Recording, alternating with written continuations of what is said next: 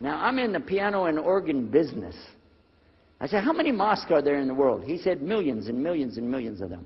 And I said, none of them have a piano. He said, no. Any of them have an organ? He said, no. Oh, man, I can get rich. Just introduce some music to these guys, put it in there, you know, bound to be. I said, do the Arabs have any music? He said, oh, Arabs have music. I said, boy, I got it figured out, boy. I can see my next $1 million coming right straight up at me, you know.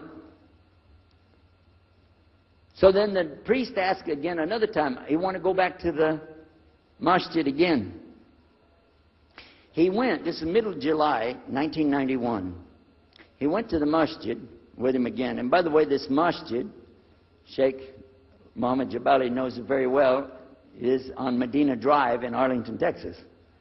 And that's where they were going to, because we were living in Midlothian, just south of Oak Cliff and south of Dallas.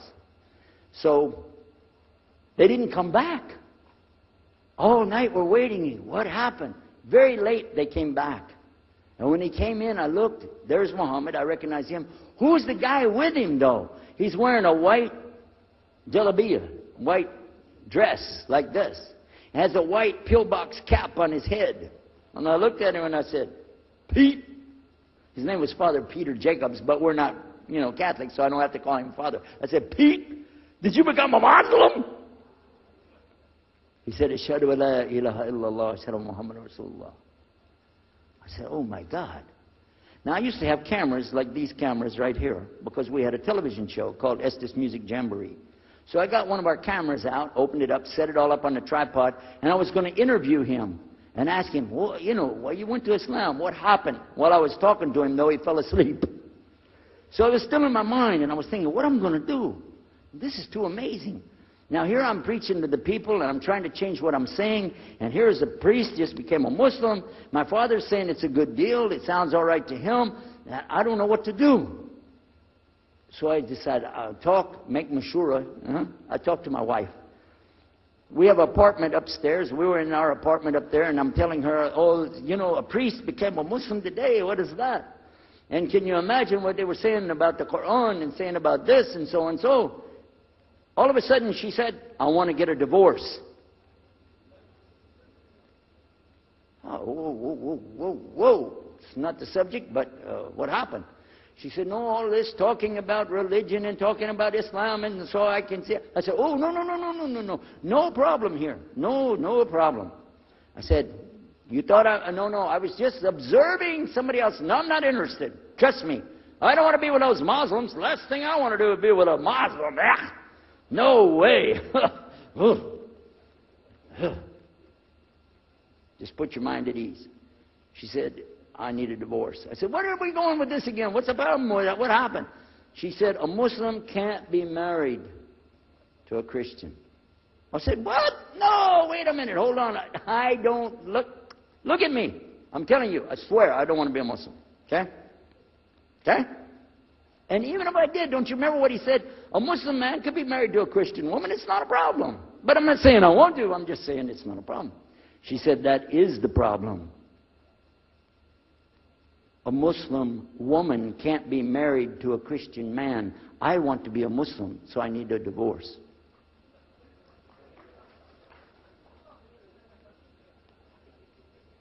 I'll never forget, I was sitting right on the edge of the bed, just sitting there, you know, and I almost fell over. I said, at last, I can tell the truth. I can say it.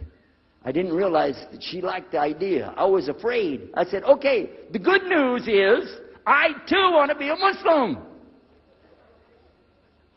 You know what she said? I don't believe you.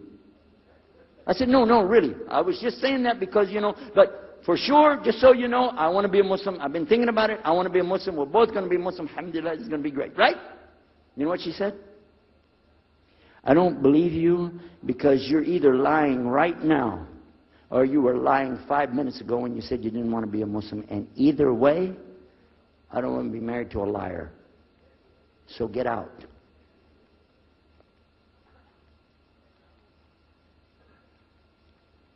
So I started leaving. I'm walking down the stairs of the apartment. I'm down to my father's part. I said, wait a minute. Where am I going to go? This is my father's house. I just got thrown off of my own property. What happened here? So I went to get to Muhammad, and I woke him up. I said, come, you and me, we got to talk. Come with me. And we went outside the house, and we walked those country roads in Midlothian, Texas, until the time for the sun to come up at dawn. And all that time, I talked to him about what's it like to be a Muslim, how do you have to believe, what do you have to do. Let me hear all of it now, and no more playing a game. I'm not debating, I just want to know. Just tell me. Just tell me what's Islam. I need to know what I need to do. And he told me everything, and I realized this is it. I got to make a decision. This is a big deal, though. And he told me, okay, this is up to you. You have to go make a choice for yourself. I can't help you. I said, oh my God. So when he was praying Fajr, I decided, I've been watching this man praying this direction with his head on the ground. It's so beautiful to see a man humble himself, put his head on the ground to the Rabbil Alameen. I said, oh my God, let me try that. So I sneaked off somewhere where nobody could see me, illallah. And then I found a place, a board there, you know, and I bowed down on the ground, and I put my head down on the ground on that board there. And by the way, I'm pretty good at speaking, especially in prayers. I used to make so long a prayer, they wouldn't let me say the prayer at Thanksgiving because the food would be cold. Okay? So, but I put my head on the ground, and only these words came, no more words, just this. Oh God, guide me. That's it. And I was thinking, well, I got to say more than that. Nothing. Oh God, if you're there, guide me. That's it. After a while, I sat up and I looked around. There wasn't any fancy rainbow. It wasn't birds flying around. There was no big signs from above. There was no music, angels, harps, nothing like this. It was just a cloudy day in Texas. But inside, I could realize I had to make some changes. To me, that's what I need to do. There's the problem, it's inside of me. Within a few minutes, it became clear what I needed to do, and I had to develop an idea of how to pull this off.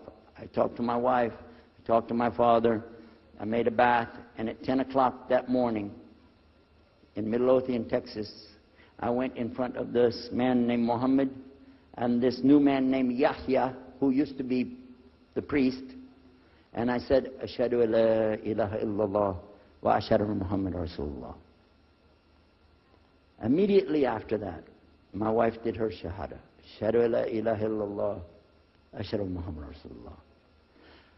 A few months later, my father did his shahada. Ashhadu la ilaha illallah, ashhadu Muhammad Rasulullah. Step by step by step, we saw so many people enter into Islam. We wanted to tell the whole world what is Islam. We wanted everybody to know the real Islam. I said, how could this escape our knowledge? How could we not know about this great and wonderful thing called Islam? And it looks like all we got to do is just tell the people. I went to the imam of the masjid there, and I told him, let's tell the people. Then I found out something else about us as Muslims. And that's why we've got this convention here right now. This is why we have the exhibition. So you're going to use this week to learn how you can become, inshallah, the best Muslim you can be, and how you can show the real Islam to the people that are not Muslim. This is your duty. This is your duty. This is your language. This is your people. Just as it's my duty to give the message to my people and my language. And so the same way, it's your duty to give the message to your people. Allah will not ask you if they made shahada, but He will ask you if you delivered the message. Alhamdulillah, today, I can tell you with no doubt in my mind, we have seen thousands of people give shahada. Several hundred at a time. And I don't do it through debates. But I don't need to debate any Christian. I was a Christian. I am a Muslim. If you want, I can give you both sides. Easy. Okay? I'll play both parts. I'll be the Christian and tell you this, and then I'll be the Muslim and give the answer. And there won't be any argument. And I've done that so many times. And let me share one story with you before I end. I'm going to leave now. Inshallah. I was telling the brothers today that I was asked to give a talk in a church in Hagerstown, Maryland, just outside of Virginia. This was in 1999, and I went there and I gave a talk in the church on Sunday. Because I know how to address the people. How many years was I a Christian? 50 years? I know what they want to hear. Get them ready, and they said, oh, wow, this is normal preaching. But then when I came to the part, La ilaha illallah, I stayed on La ilaha illallah until they said, yes, that makes sense, it makes sense. There was one old lady that she was saying yes. Afterwards she said, yes, but I just don't want to do it the way you're telling me. Okay? But guess what else happened? 2 people did Shahada right there. Hello? In the church. In front of their preacher. They said, yes, we agree. We like this. We want to know more. And we say there's only one God to worship. Shahada la ilaha illallah. In front of the preacher. And one of them was his daughter. I took them to the masjid, and they did Shahada in the masjid that afternoon, a Sunday afternoon. And later, the boy, he married the girl. They're Muslims living there now. Now, let me ask you a question. If I would debate and argue with this preacher and made him look stupid, would he ever bring me back again? No. I'm going to ask you a question. If you were at a place and you saw somebody change their religion to another religion in the temple of that religion, and the father was the priest there, what would you think? Is that man ever going to call me again? Do you think he'd call me again? 3 months later, he called me again. Come back again. We really enjoyed it so much. I said, how's your daughter doing? I want to remind him, see what he's going to say. He said, well, she's doing fine. She likes Islam. It's very nice and lovely. She treats us so good. You know, we're amazed at her personality. We love you guys. Could you please come back again? And I did, alhamdulillah. So I'm just showing you that it's not guidance from me, not guidance from you. It's guidance from Allah. Allah guides whom He wills. Whom He wills. So we ask Allah to guide me, all of us, and all the people. And whoever He guides, they'll be fine. But whoever Allah doesn't guide, they got a problem. Serious problem. Our job here with this exhibition of peace, the vision of Islam, is to do one thing. Communicate the true message. If the people don't want it, that's your choice. That's their choice. You don't have to take it.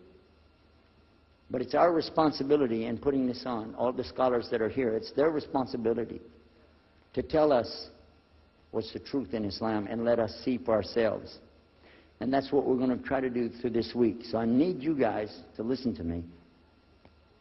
You have to participate. Your side of it. Your side of it is to show up every day. And your side of it is to bring other people. I want you to look at all that blue plastic. Look at the blue plastic back there. You see that blue plastic? The next time we come up here, I don't want to see blue plastic. And that means I don't want you to steal the chairs tonight, okay? I want you to go get some people and fill up those chairs so they can hear this message before it's too late. Because if that man from Cairo, Egypt, had not taken the time to spend 3 months of working slowly, carefully, nurturing myself, my wife, my father, my daughters. They also became Muslim, by the way. I forgot to mention that part. And a priest. Look at what Allah gave him.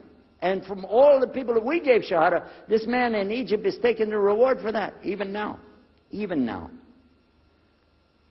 I'm not saying you'll give a Yusuf Estes the Shahada, but I'm saying Allah will give you the reward according to what you're trying to do. Please don't leave this place tonight and forget what you heard here. Please carry this with you.